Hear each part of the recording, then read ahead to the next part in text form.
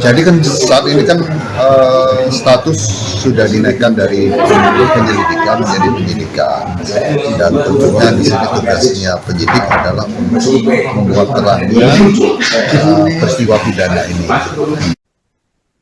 Polda Jawa Tengah belum menetapkan AKBP Basuki sebagai tersangka dalam kasus kematian dosen Untak Semarang, Dwinanda Lincia Levi, lantaran tim penyidik masih menunggu alat bukti tambahan. Penetapan status hukum baru dapat dilakukan setelah hasil kesimpulan dokter forensik terkait penyebab pasti kematian korban diterima. Sementara itu terungkap fakta baru bahwa AKBP Basuki diketahui menghubungi seorang pria bernama Hananto setelah mengetahui dosen Levi ditemukan meninggal dunia. Hananto kemudian diperiksa tim penyidik lantaran menjadi orang kedua yang mengetahui informasi kematian Levi setelah AKBP Basuki. Informasi selengkapnya akan dilaporkan langsung oleh jurnalis Tribun Jateng, rekan Iwan. Silahkan laporan Anda. Ya, rekan Anggra, betul tadi yang disampaikan oleh Anggra ya, bahwa AKBP Basuki saat ini sudah ditahan di Polda Jateng dan kasus ini masih berjalan. Nah, tadi pertemuan terakhir tadi tim advokat dan tim kuasa hukum keluarga dari dosen Levi sudah bertemu dengan Polda Jateng. Nah, pertemuan tadi menyimpulkan bahwa kasus ini sudah naik ke tahap penyidikan dan polisi bakal menetapkan tersangka dalam kasus ini. Nah, AKBP Basuki saat ini belum ditetapkan tersangka karena Polda Jateng masih menunggu hasil proses otopsi yang sedang dilakukan oleh dokter forensik RSUP Karyadi. Sementara itu, Anggra. Baik rekan Iwan, bisa dilaporkan sejauh mana hasil analisis dokter forensik menjadi penentu dalam mengungkap penyebab pasti kematian dosen Levi? Ya, Anggra, sebenarnya Polda Jateng sudah memiliki dua alat bukti cukup kuat. Nah, dua alat bukti cukup kuat ini makanya polisi berani menaikkan kasus ini ke tahap penyidikan, dari penyelidikan naik ke tahap penyidikan. Nah, dalam tahapan ini sebenarnya polisi bisa saja menetapkan seorang tersangka. Namun polisi berdasarkan keterangan dari Kabid Humas Polda Jateng, Kombes Pol Artanto, menyebut bahwa nanti penetapan tersangka menunggu hasil analisa dari dokter forensik. Nah, analisa dokter forensik ini sangat berpengaruh ya, Anggra, karena apa? Berpengaruhnya karena hasil forensik ini bisa menunjukkan penyebab kematian dosen Levi ini kenapa? Karena dosen Levi seperti kita ketahui bersama meninggal dalam kondisi telanjang di Kostel nomor 210 di sebuah daerah di Gajah Mungkur, Kota Semarang pada Senin 27 November lalu. Begitu, Anggra. Baik rekan Iwan, bisa dilaporkan alat bukti apa saja yang saat ini sedang dirangkai tim penyidik untuk memperkuat konstruksi perkara termasuk dari rekaman CCTV dan obat-obatan? Ya, rekan Anggra, ada beberapa alat bukti ya dikumpulkan polisi. Yang pertama adalah alat bukti rekaman CCTV, kemudian spray, pakaian korban, handphone korban, laptop korban, dan sejumlah obat-obatan. Itu masih didalami polisi. Nah, polisi sejauh ini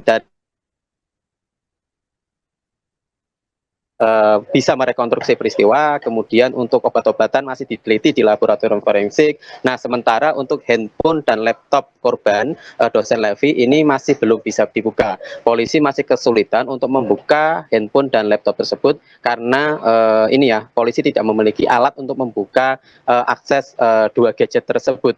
Nah, polisi hanya sementara atau sejauh ini hanya bisa memeriksa handphone milik AKBP Basuki.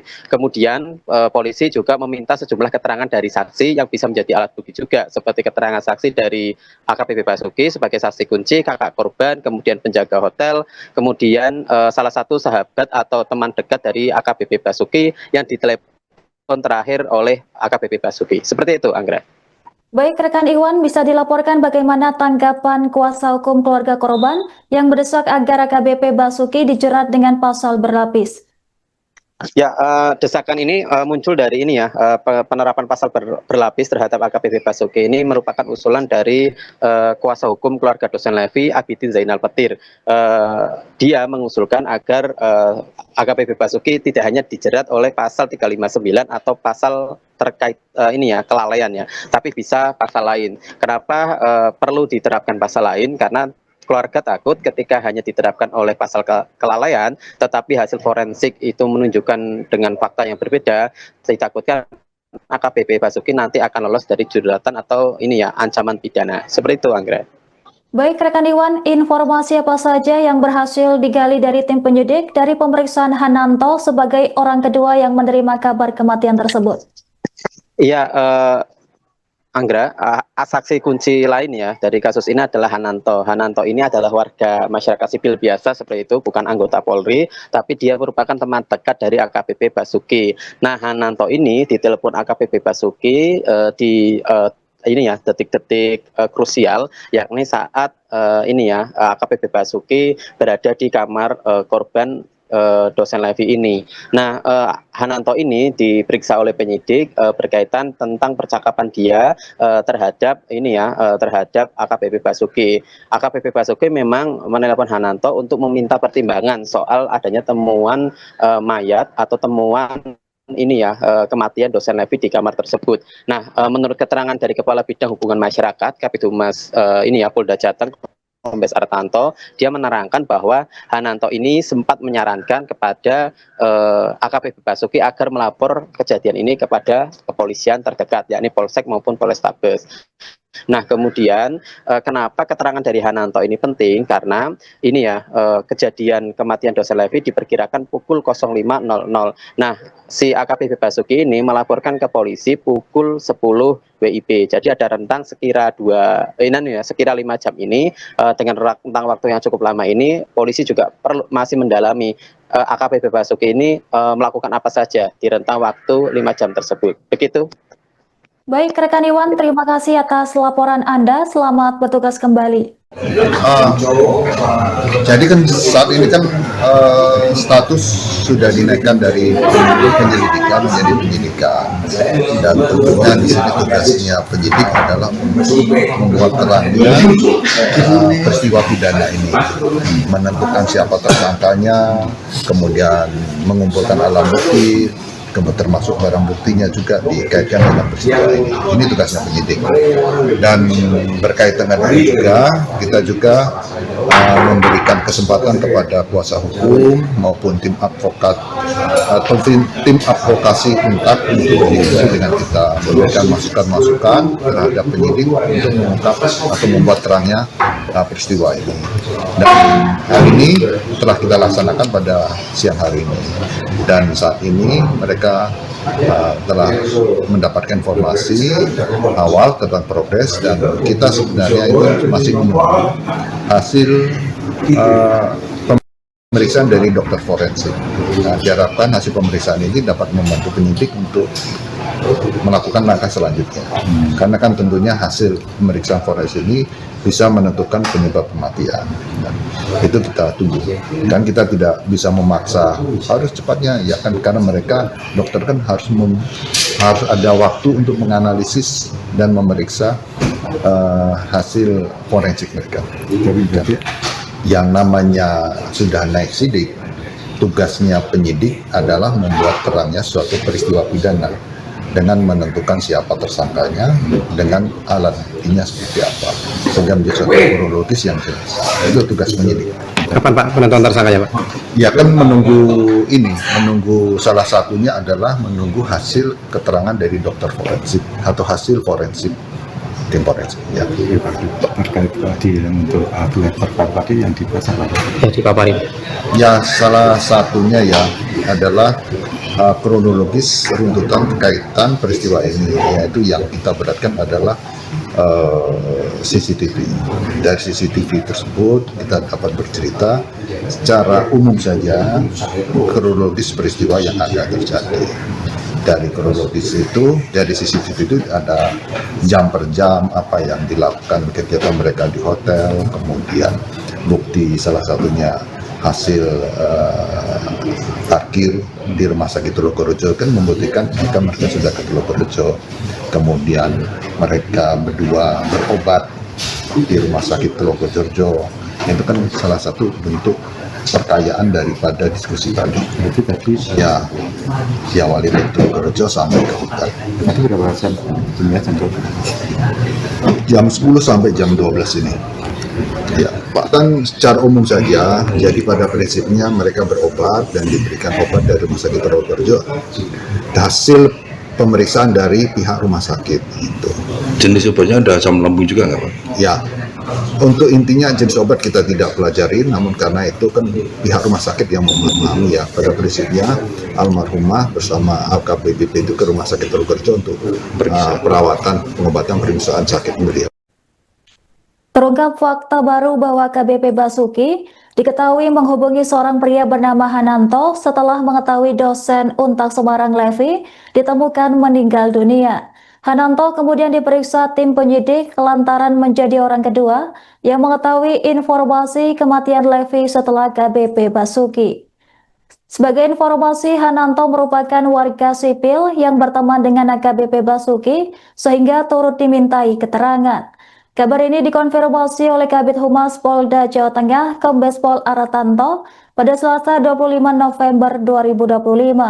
Hingga kini total 4 orang yang telah diperiksa, yaitu AKBP Basuki, penjaga kostel, kakak kandung korban, dan Hananto. Hananto disebut sebagai orang pertama yang dihubungi Basuki sebelum laporan resmi dibuat kepada kepolisian. Tim penyidik kemudian memeriksa Hananto untuk menggali informasi awal mengenai kondisi korban saat ditemukan. Hananto diketahui merupakan teman dekat AKBP Basuki dan bukan anggota kepolisian. Dari penyelidikan awal, polisi memeriksa 4 saksi, yaitu AKBP Basuki, penjaga kostel, kakak kandung korban, dan Hananto. Setiap saksi memberikan keterangan yang dibutuhkan untuk menyusun kronologi terjadinya kematian. Pemeriksaan ini dilakukan guna memastikan ada tidaknya unsur pidana dalam insiden tersebut. Sementara itu, Polda Jawa Tengah resmi mencopot AKBP Basuki dari jabatannya sebagai Kepala Subdirektorat Pengendalian Massa Ditsamapta. Aparat masih menelusuri aktivitas korban dan AKBP Basuki sebelum insiden kematian terjadi. Adapun rekaman CCTV kostel juga sedang menganalisis untuk memperkuat rangkaian peristiwa. Polisi menegaskan bahwa penyelidikan akan dilakukan secara menyeluruh dan ilmiah. Kasus ini berada dalam penanganan Direktorat Reserse Kriminal Umum Polda Jawa Tengah. Hingga saat ini proses penyelidikan masih berjalan dan polisi belum mengambil keputusan akhir terkait status hukum AKBP Basuki. Setelah kita melaksanakan kegiatan olah TKP lanjutan di kamar di kostel tersebut, kita kemarin hari Senin yang lalu melaksanakan kegiatan olah TKP juga terhadap kendaraan yang dimiliki oleh AKBP. Olah TKP tersebut kita melakukan penggeledahan isi daripada mobil yang dimiliki oleh AKBP. Setelah kita melakukan penggeledahan, kita menemukan adanya pakaian milik AKBP, kemudian struk, pembayaran parkir Rumah Sakit Purwokerto di mana tanggal 16 yang lalu beliau bersama almarhum itu melaksanakan kegiatan pengobatan. Kemudian ditemukan juga obat-obatan lain dan juga ditemukan adanya tas perempuan. Dan itu akan temuan dari barang bukti tersebut akan menjadi memperkaya dari penyidik untuk melakukan menyusun satu kronologis peristiwa tersebut. Demikian. Itu mobil pribadi atau mobil dinas? Mobil pribadi. Ya, mobil pribadi AKBP. Ada penambahan Pak, apa masih 3 itu Pak? Kalau saksi tambah yaitu saksi Hananto ya. Hananto itu orang yang pertama kali ditelepon AKBP pagi hari setelah kejadian itu. Jadi yang Hananto ini yang menyarankan untuk segera lapor polisi. Teman. Hananto itu teman, bukan orang warga masyarakat biasa. Pak, hasil dari visum atau otopsi penyebab kematian korban apa sih saat ini? Kita hasil otopsi atau visum atau mayat ini kita menunggu keterangan resmi dari dokter forensik karena ini menentukan untuk prosesnya apakah ada pidana atau tidak. Kita menunggu aja secara resmi. Intinya mereka satu kamar dari hari Minggu sampai Senin pagi itu. sampai ditemukan. Prinsipnya sudah memahami tangkapan layar daripada CCTV tersebut. Mengarah ke pidana apa? AKBP Basuki tertangkap kamera CCTV keluar masuk kamar kostel hingga 5 kali pada dini hari saat dosen Untak Dwinanda Linciadlevi ditemukan meninggal dunia. Rekaman tersebut kini menjadi salah satu bukti penting dalam penyidikan kematian janggal yang menimpa korban. Kuasa hukum keluarga Zainal Petir meyakini AKBP Basuki akan segera ditetapkan sebagai tersangka. AKBP Basuki diketahui sebagai kekasih korban dan berada di lokasi kejadian ketika Levi ditemukan tewas di kamar sebuah kos hotel di kawasan Gajah Mungkur, Semarang. Tim penyidik disebut telah mengantongi 2 alat bukti termasuk rekaman CCTV yang merekam aktivitas AKBP Basuki di sekitar kamar korban. Dalam rekaman itu menunjukkan Basuki bolak-balik keluar masuk kamar lebih dari 5 kali pada dini hari. Ia tampak kebingungan dan tidak melakukan tindakan berarti saat berada di lokasi kejadian. Informasi yang diterima keluarga menyebutkan bahwa KBP Basuki baru melapor ke polisi beberapa jam setelah kejadian. Penyidik kini mendalami apakah Levi sudah meninggal atau masih kritis pada waktu-waktu tersebut. Rekaman CCTV dinilai harus diperkuat dengan hasil otopsi untuk mengungkap penyebab pasti kematian korban. Namun hasil otopsi hingga kini belum disampaikan kepada keluarga korban. Kasus ini juga melibatkan analis ahli forensik untuk memeriksa cairan pada jaringan tubuh korban. Selain itu, ahli patologi anatomi turut dilibatkan untuk menilai struktur jaringan tubuh Levi. Di sisi lain, AKBP Basuki disebut akan mendapatkan sanksi berat dalam sidang kode etik yang menunggu persetujuan Kapolda Jawa Tengah. Curigakan ya, karena masuk sejak jam sore kan sudah masuk. Setelah masuk nggak keluar, ngapain di situ sampai pagi. Kemudian dia sering keluar masuk itu kan ada lorong ya, ngambil minum. Kadang ngambil minum di lorong karena ada kulkasnya kan hanya 1. Terus kemudian kalau keluar ngambil minum nggak apa-apa. Tapi si AKBP itu metu melebu kayak panik. Nah, paniknya itu karena apa? Nah, saya juga mempertanyakan meninggal dunianya sebetulnya jam berapa? Tadi di CCTV jam 5 kisah sebelum ada jam 5.30 katanya kan jam 5.30. Aku yakin belum jam 5 sudah meninggal. Keyakinan saya loh ya, keyakinan saya. Gitu. Jadi supaya terang-terang mati neki jam berapa. Terus kemudian lapornya kan baru lapor jam 10.30 ya. Ngapain waktu lama sekali ini kok tidak segera membuat laporan polisi? Dia juga polisi gitu loh. Paniknya kenapa? Karena ada kesalahan, orang panik, orang takut pasti salah. Nah itu. Tapi kalau korban sendiri terakhir terlihat di CCTV itu kapan Pak? Beraktivitas di luar? Setelah masuk di kamar nggak pernah keluar ya, nggak pernah keluar. Berarti terakhir, di dalam terus. Terakhir di hari apa Pak? Terakhir itu hari Minggu. Jam kira-kira jam 14 nih Pak ya. Tadi 14 sudah masuk kamar lagi. Nggak keluar-keluar sampai pagi. Itu pas masuk kondisinya seperti apa? Kondisinya saya nggak tahu, tapi yang jelas masuk berdua. Tapi jalan normal begitu ya? Jalannya saya belum lihat CCTV. Apakah jalannya sempoyongan? Karena saya nggak melihat nih. Atau jalannya teger, atau jalannya dirangkul, saya nggak ngerti. Nah gitu. Dia masuk sudah sejak sore sampai pagi nggak kelihatan. Nah yang mencurigakan lagi ini kok iso ngeletak gitu loh, opo turu dewe-dewe loh, pacaran nggak tidur sendiri loh Pak normalnya kan, kok di lantai. Makanya tadi saya tanyakan Pak, kok kenapa di lantai, opo terjatuh atau memang setelah aktivitas apa sudah nggak tahu, kemudian apa mau membersihkan apa-apa ditaruh di lantai, dibersihkan biar bersih. Kalau di kasur membersihkan pakai air kan bisa basah kasurnya. Logis nggak? Ini kan bisa, kalau sebagai penyidik kan harus tanya-tanya gitu, nggih Pak Hartanto.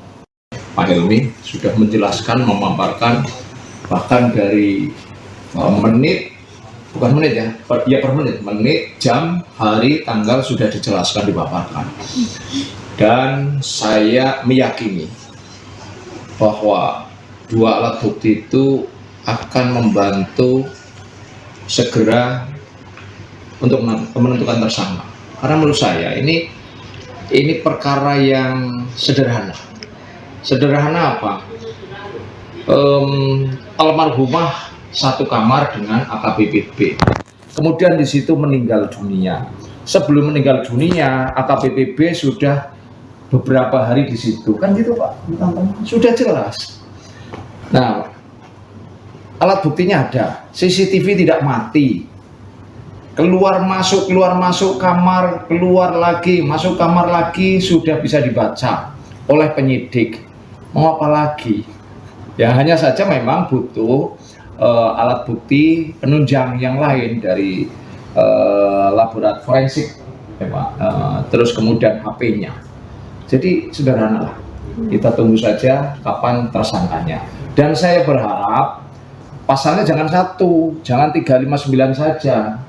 Nanti kalau itu tidak sinkron dengan hasil lab, bisa lepas. Maka saya minta kepada penyidik, kepada Kapolda Jawa Tengah juga, karena yang disidik itu AKBP perwira menengah, yang nyidik itu brigadir-brigadir. Makanya harus didampingi terus Pak Hartanto, biar nggak pekewo. Pak Helmi juga biar nggak pekewo, kan satu level gitu. Kasubditnya harus ada perhatian khusus dari Kapolda Jawa Tengah, biar masyarakat tidak bertanya-tanya terus. Kalau bertanya-tanya artinya masih tidak yakin dengan kepolisian. Biar yakin harus terang-terang Pak Hartanto, kan mewakili Kapolda Pak Hartanto ya, dan itu harus terang-terang, jujur gitu. Kemudian yang kedua, untuk kan ada 2 perkara nih, dugaan tindak pidana, kemudian etik. Untuk etik itu administratif sudah selesai ya Pak, kan tinggal menunjuk majelis etiknya. Nah majelis etik yang menentukan siapa Kapolda. Kalau Kapolda nggak tanda tangan segera ada penetapan majelis etik, ya nggak jalan-jalan. Maka yang saya kejar Kapolda Jawa Tengah segera, biar masyarakat nggak tanya-tanya.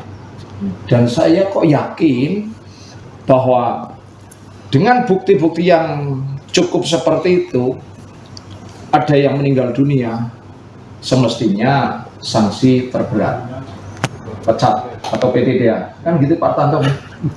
Download Tribun X sekarang, menghadirkan lokal menjadi Indonesia.